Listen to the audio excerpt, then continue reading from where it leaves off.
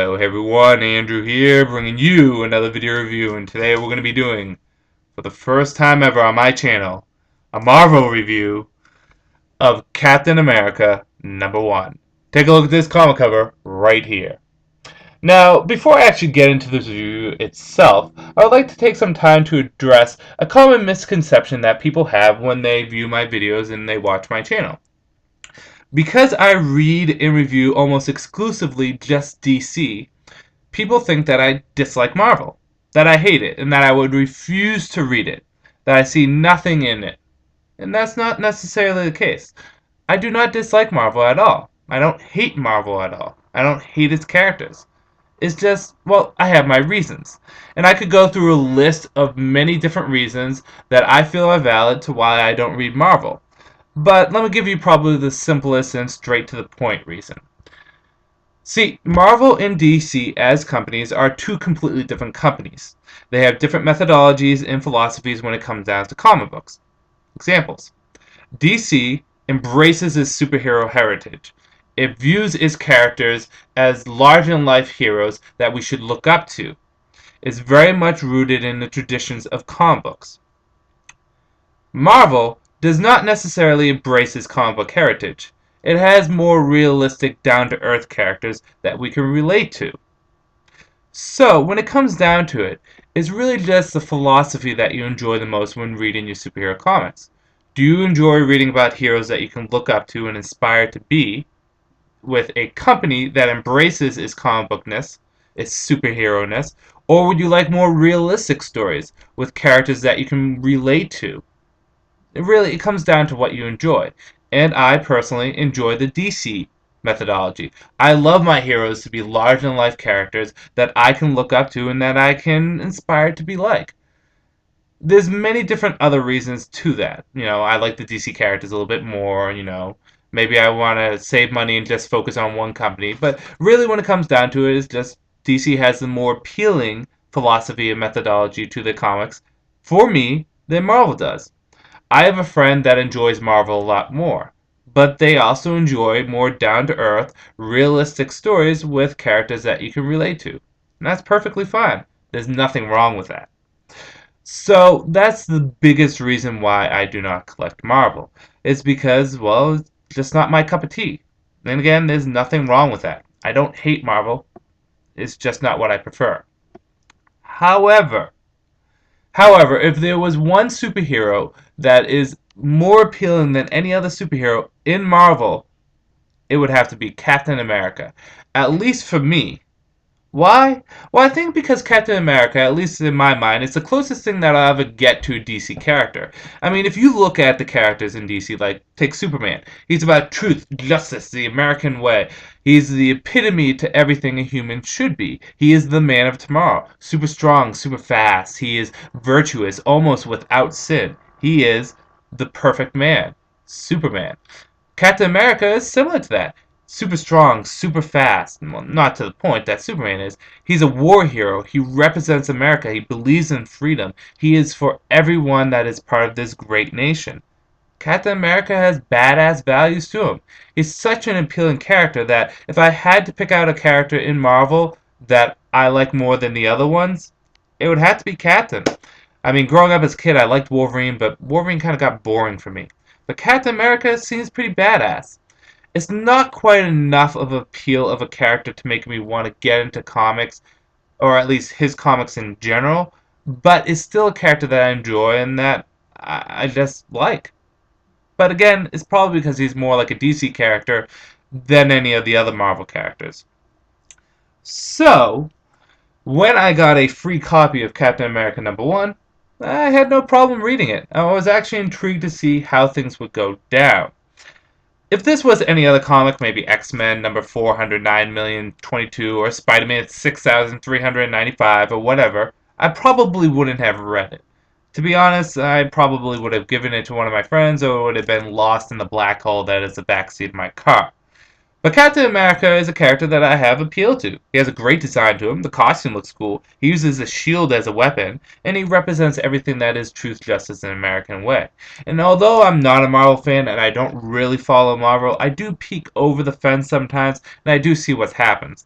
For example, Captain America's sidekick became the new Captain America after being Winter Soldier, but was again killed off. I think his name was Bucky. And a lot of people were unhappy about that because his run on Captain America was pretty well received and critically acclaimed. And well, they just want to get Steve Rogers back in the costume. So, the question is this, and there's actually two questions. One is, will I enjoy Captain America? Will this issue be fun for me?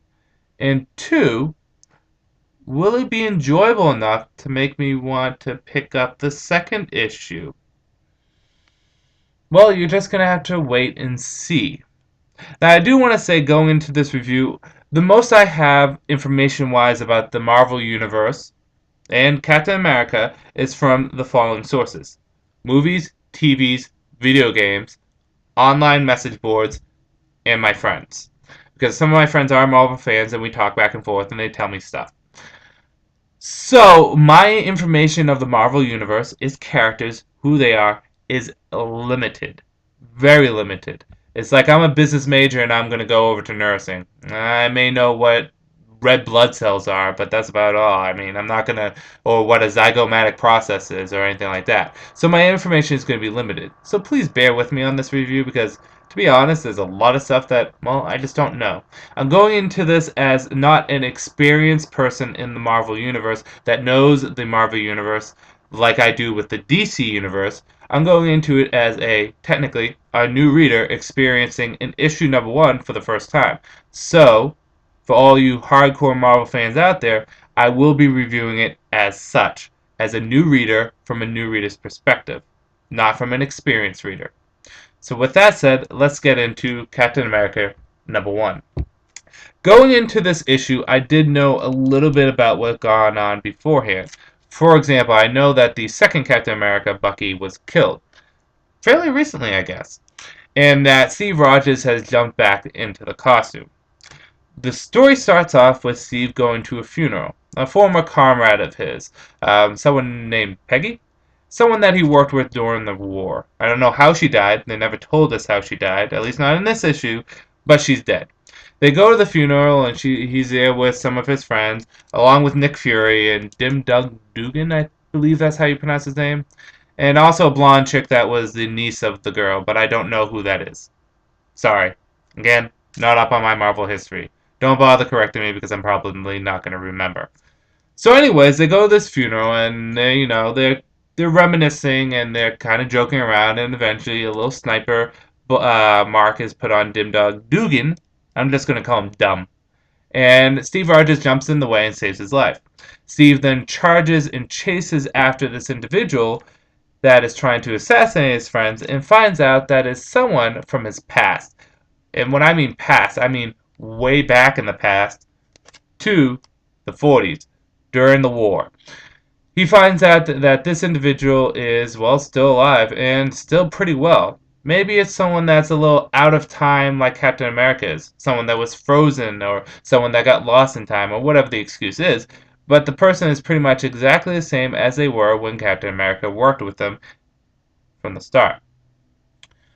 So, the question is this: will Captain find out who this mysterious killer is? Is it really one of his old allies or someone that's posing as him? Will Captain America be able to track him down and defeat him? And who is this mysterious killer working for? Well, those are all questions that you're going to have to read and see. Let's get on to the good, the bad, whether or not you should get it, and whether or not I'm going to continue getting it. Good. Well, the art was very nice. I did like the art. And the action that they did put in this was fairly good. Captain America's a badass. He's kicking, he's throwing his shield, he's taking bullets. He is a badass. There's no doubt about that. And although I'm new to the characterization didn't feel out of place to me. Again, I don't know Captain America well enough to say him doing this or that or saying this or that is out of character, but he feels like an old soldier, he feels like a veteran, and he feels like someone that's committed to his duty. Someone that understands the ways of the world, and, well, the characterization seemed fine to me. So, the characters seem in place. I don't know enough about Dumb or the blonde chick, whoever she was, or Nick Fury to really have a good assessment if they were in character. Although Nick Fury, I kind of do know, and he did seem like what I would picture Nick Fury to be. There were a few characters in this going in as a new reader that I don't know. For example, who the assassin is working for. I have no idea who that is. It would be nice if they gave some explanation, but I didn't know who that was. What I did like is they gave us a little bit of backstory. They gave us a little bit about who Captain America is, so that if you are new going into this and you know nothing about Cap, well, then you do know a little bit more.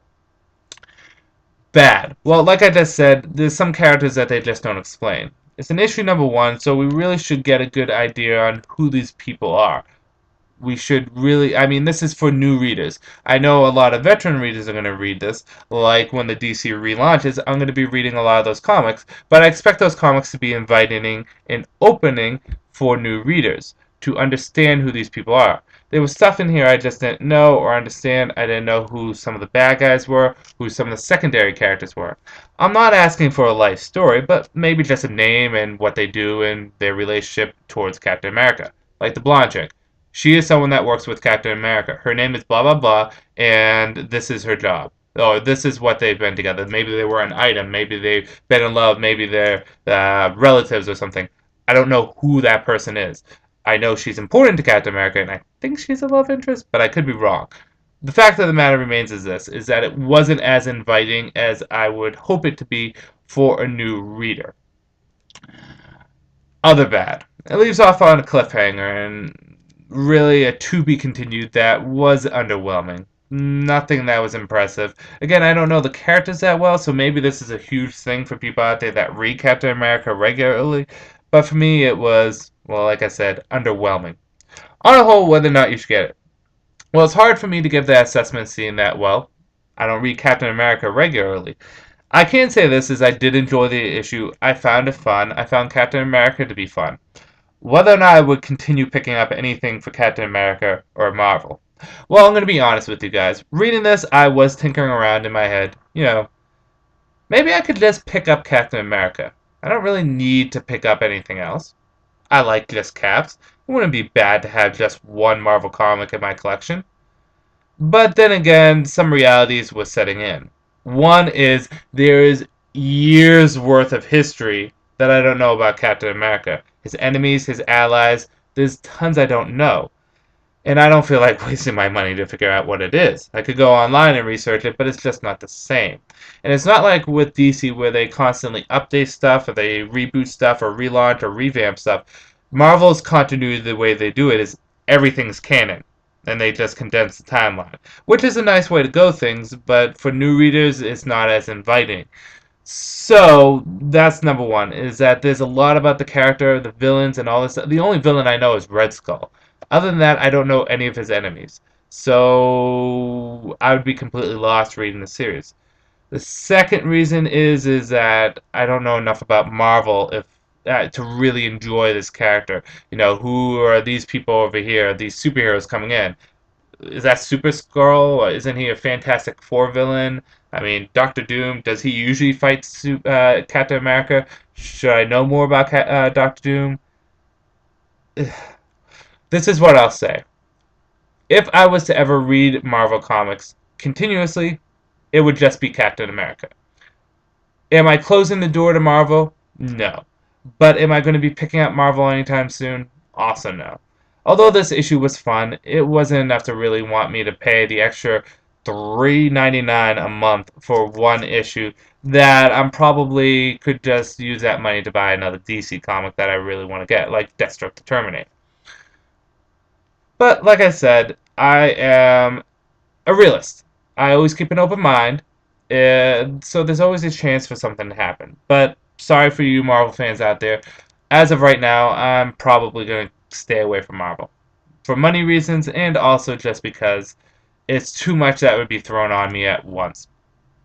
However, if Marvel did do a complete company reboot or relaunch, similar to what DC is doing, I would be a little bit more open to do it. Because, well, there would be less for me to worry about to know, and, there's nothing wrong with a nice fresh start. Maybe Marvel should do that. Maybe they should take a page from DC's book. It might help them get new readers in, because as of now, I have no desire to read Marvel, mostly Not only because of that particular reason that, their methodology and philosophies don't appeal to me, but also because, well, there's just too much damn shit. There's, like, for example, if I wanted to get an X-Men, where do I start? X-Men, X Factor, you know, X-Men Age of Apocalypse. I know it's an Elseworld story. Um, Generation X is like 9 million X-Men comics. Astonishing X-Men, Uncanny X-Men, Psycho Crazy X-Men, Mortal Kombat X-Men. I mean, really, I don't know where to start. So I mean, as of right now, I'm sorry guys. I'm just gonna stick with DC. It's what I know, it's what I love, and it's what I'm comfortable with. But I did enjoy this, so if you're a Marvel fan, pick it up. It was fun. So with that said, I'm gonna end this review here. This is Andrew saying peace out for now.